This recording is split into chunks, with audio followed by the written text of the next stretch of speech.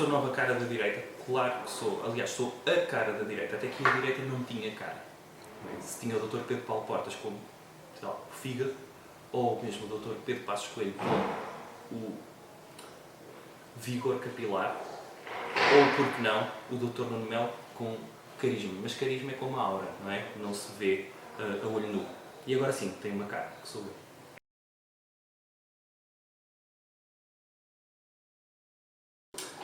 Péssimo, não é? A geringonça nasceu, como é que eu hei de dizer? Foi eu não queria dizer aborto, porque eu sou contra o aborto, mas a geringonça é um parto interrompido. Não é? E o parto era para nascer mais um belíssimo governo de direita, como nós ganhámos as eleições, e o que nasceu foi tipo um bebê sem um braço. É fofinho à mesma, mas nota-se no bico. E isso tem-se provado que é realmente uma liderança, como é que eu ia dizer, aleijada.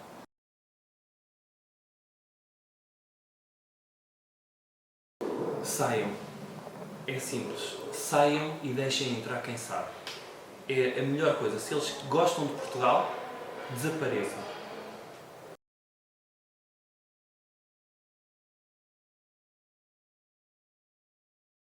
Aliás, eu já disse isto noutra ocasião. Eu não acho que tenho qualidades para ser Primeiro-Ministro. Tenho qualidades para ser muito mais. Primeiro-Ministro é só o primeiro passo. Já disse isto uma vez. Quando uma pessoa é professor universitário, a priori, tem mais de qualidades para ser educador da infância. E, digamos assim, quando atingir o cargo de Primeiro-Ministro vai ser a minha forma de ser educador da infância. Porque depois vou chegar a cargos europeus e, quem sabe, é imperador do mundo, só uma vez criarem esse cargo.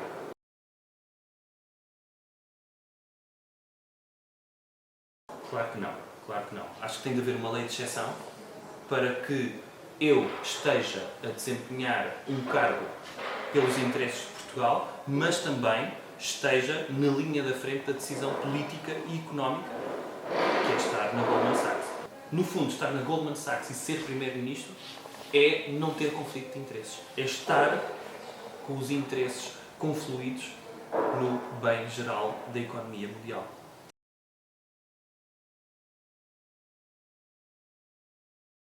Voltar a impor a austeridade. Acho que só assim é que podemos voltar a ter esperança. A austeridade demonstrou que é o caminho certo a percorrer, porque depois de uma época de grandes privações e de grandes esforços, virá de novo a glória de Portugal, como está no hino. E se não está, devia estar. Portanto, tendo em conta que a geringonça está novamente a implodir a economia, temos de voltar a um período de austeridade que vai ocorrer, como é óbvio, com o meu governo. No fundo também, o facto de terem migrado muitas pessoas não é um mau sinal, é um excelente sinal. Quer dizer que ficamos em Portugal com as pessoas capazes. Quem saiu foi uma espécie de seleção natural por imigração. E as pessoas que ficaram demonstraram que podemos subir todos os índices da economia portuguesa e demonstrar que é possível, mesmo com os fracos que saíram.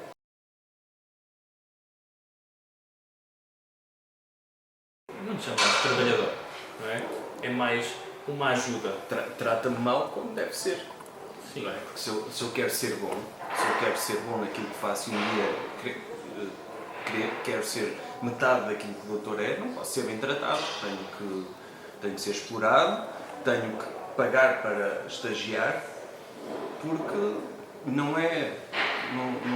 não são as facilidades que nos tornam melhores, são as dificuldades e os desafios. Gostou da minha resposta? Sim, foi boa. Suficiente. Mais. No fundo, ser licenciado e ingressar no mercado de trabalho como estagiário deve ser dignificante para todos os recém-licenciados.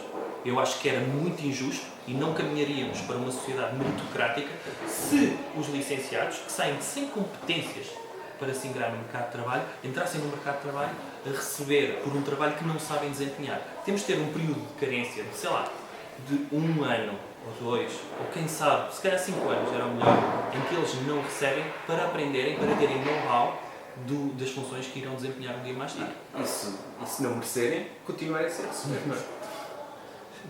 No fundo é estarem em testes constantes até poderem ser dignos de um dia oferirem um salário.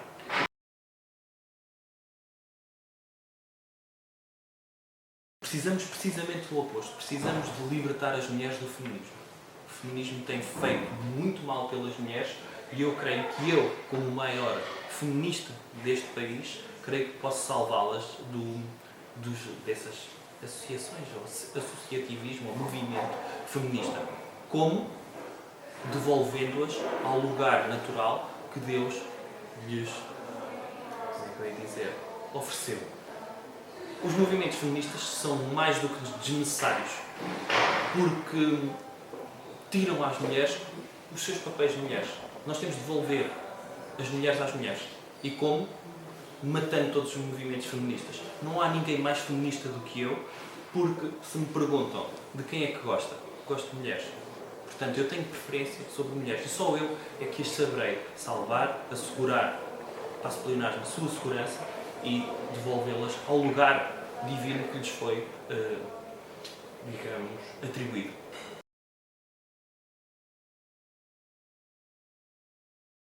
O debate nunca deve ser silenciado. É isso que distingue uma democracia de uma ditadura.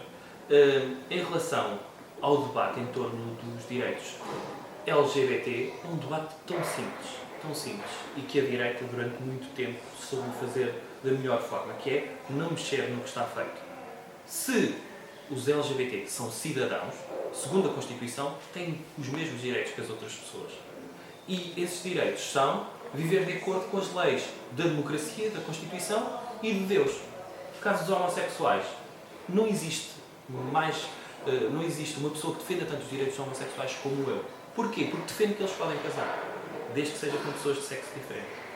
Porque quero permitir-lhes que eles, quando faleçam, não cheguem ao reino dos céus e Deus lhes impeça de entrar lá. Porquê? Porque viveram uma vida pecaminosa. O que eu lhes estou a dizer é, não vivam no pecado. Não insiram o seu pênis em sítios que normalmente são portas de saída.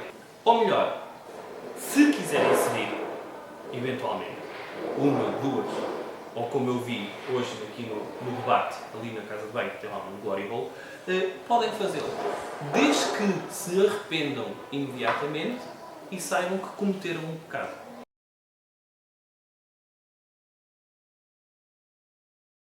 Claro que sim. São praticamente todos de esquerda. Porque uma pessoa que procura a isenção, ou que obedeça à deontologia do jornalismo, vai sempre mentir. Porque sabe que, com as nossas políticas, e como tentámos fazer, de uma forma, se calhar, não boa, quando foi o caso do ex-doutor Relvas, e com aquela sua ingerência sobre os meios de comunicação social, mas o que nós tentámos foi chegar perto dos jornalistas e dizer: percebam que nós estamos a fazer bem, escusam de nos estar a criticar quando estamos a defender Portugal. No fundo, os jornalistas, quando querem ser isentos e obedecer ao seu código deontológico, não gostam é de Portugal. E nós não podemos permitir isso. E vimos isso durante muito tempo, com a cobertura que os meios de comunicação social fizeram ao meu governo, que estavam enviesados. Logo, são de esquerda.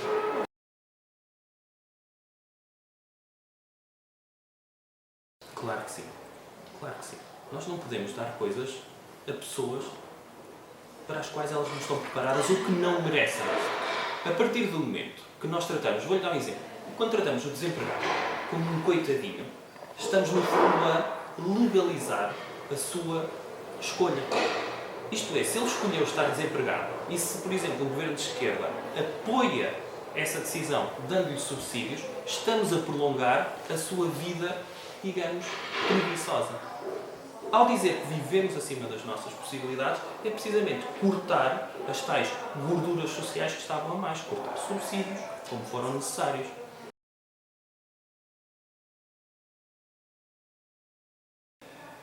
É assim, é assustador.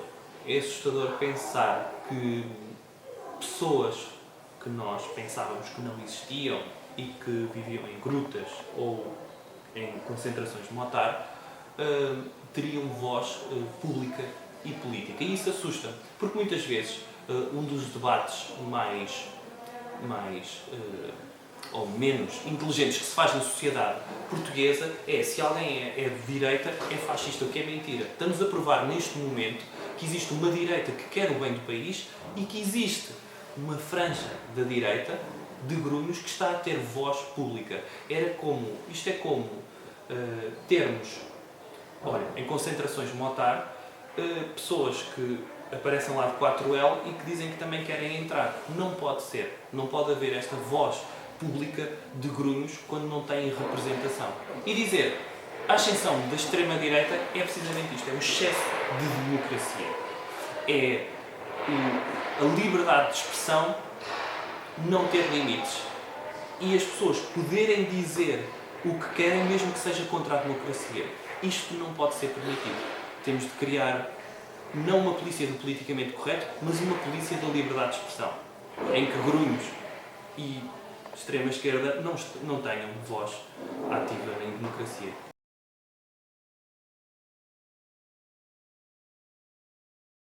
O maior estadista de sempre, para mim, é o Dr. Jesus Cristo. E o seu pai. Quando falamos da mão invisível do mercado livre, estamos a falar da mão de Deus. Se Deus criou o mundo, criou o mercado livre, que foi o maior bem que ofereceu à humanidade. E, por inerência, o capitalismo. O Dr. Jesus, que não governa, nunca governou nenhum país, mas governa, no geral, a alma das pessoas.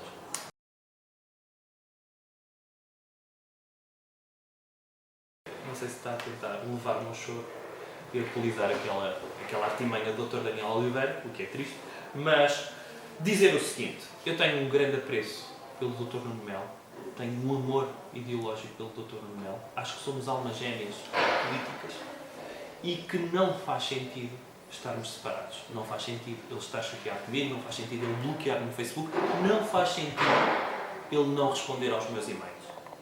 Eu sempre fui pela total transparência na minha relação com ele e sempre lhe disse tudo o que pensava e achava que ele, para além de ser um homem extremamente bonito, era o futuro de Portugal, em conjunto comigo. Acho que Portugal só vai ser, digamos, reerguido destas cinzas de geringonça comigo no poder, mas juntamente com o Dr. Nuno Melo.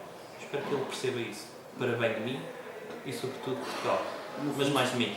E para aquelas pessoas que insinuam que existiu algum tipo de relação homossexual entre o Dr. Nuno Melo, eu estou disposto a provar que não existiu, nem que para isso tenha de fazer a união homossexual com o Dr. Nuno Melo. Tudo para provar que nunca fomos um casal homossexual. Muito obrigada.